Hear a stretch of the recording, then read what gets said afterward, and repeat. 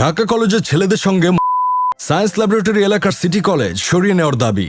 এ কথা শুনে চোখ কপালে উঠেছে অনেকের, কারণ সায়েন্স ল্যাবরেটরি এলাকার এই কলেজটির বয়স 60 বছর পেরিয়ে 70 ছুঁই ছুঁই। প্রতিষ্ঠার পর থেকে রাজধানী তো বটেই, দেশের অন্যতম সেরা কলেজ হিসেবে সুনামের সঙ্গে পার করেছে এতগুলো বছর। দেশে বেসরকারি বিশ্ববিদ্যালয় চালুর পরেও যেসব কলেজ সুনাম ও শিক্ষার্থী ধরে রেখেছে তার একটি এই কলেজ। এখানে স্নাতক ও স্নাতকোত্তর পর্যায়ে শিক্ষার মান দেশের বেসরকারি বিশ্ববিদ্যালয়গুলোর তুলনায় কম নয় কোনোভাবেই। এখানকার সাবেক শিক্ষার্থীরা সুনামের সঙ্গে কাজ করছেন দেশ বিদেশের নামি দামি প্রতিষ্ঠানে। ধানমন্ডি 2 নম্বর সড়কে অবস্থিত আজকের সিটি কলেজের যাত্রা শুরু কিন্তু সেই 1957 সালে। তখন এর নাম ছিল ঢাকা সিটি নাইট কলেজ। কিছুদিন ওয়েস্ট এন্ড হাই স্কুলে এবং 60-এর দশকে কলেজটি কয়েক বছর ছিল ঢাকা কলেজের ক্যাম্পাসেই। 1970 সালে আজকের স্থানটিতে আসে সেটি।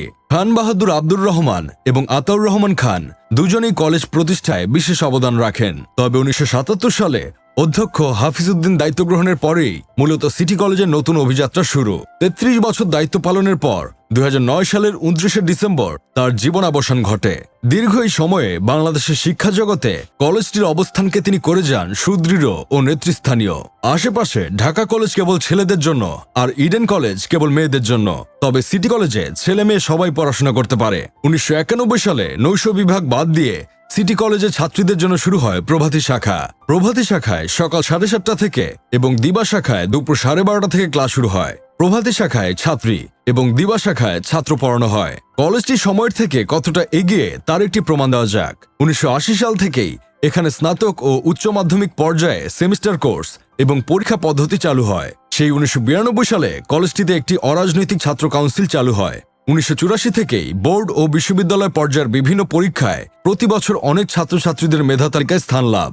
এখানে ঢাকা শিক্ষা বোর্ড ও জাতীয় বিশ্ববিদ্যালয় কর্তৃক অনুমোদিত উচ্চ মাধ্যমিক পর্যায়ে পড়াশোনার পাশাপাশি আছে উচ্চশিক্ষার সুযোগ।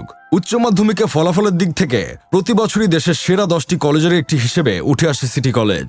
বিবিএ, ফাইন্যান্স অ্যান্ড ব্যাংকিং, ব্যবস্থাপনা, হিসাব বিজ্ঞান ও মার্কেটিং, ইংরেজি সাহিত্য, কম্পিউটার সায়েন্স অ্যান্ড ইঞ্জিনিয়ারিং, অর্থনীতিতে স্নাতক পর্যায়ে কোর্স চালু আছে কলেজটিতে। আছে এমবিএ করার সুযোগও। বাংলা সাহিত্যেও স্নাতক সম্মান কোর্স চালু রেখেছে সিটি কলেজ। সব মিলিয়ে কলেজের শিক্ষার্থী সংখ্যা 5000-এর মতো। গুণগত শিক্ষা নিশ্চিত করতে উন্নত বিশ্বের বিশ্ববিদ্যালয়গুলোর অনুসরণ করে এখানে চালু হয়েছে শিক্ষাদানের নিজস্ব পদ্ধতি। শিক্ষক ও শিক্ষার্থী কেবল না, অভিভাবকরা কোনো না কোনোভাবে সম্পৃক্ত থাকে শিক্ষাক্রমে। একাডেমিক পড়াশোনার বাইরে কলেজের শিক্ষার্থীদের সহশিক্ষাতেও দক্ষ করে তোলার চেষ্টা আছে। সাংস্কৃতিক অনুষ্ঠান, শিক্ষা সফর, বিতর্ক প্রতিযোগিতা, কম্পিউটার প্রোগ্রামিং প্রতিযোগিতা হয়ে থাকে এখানে।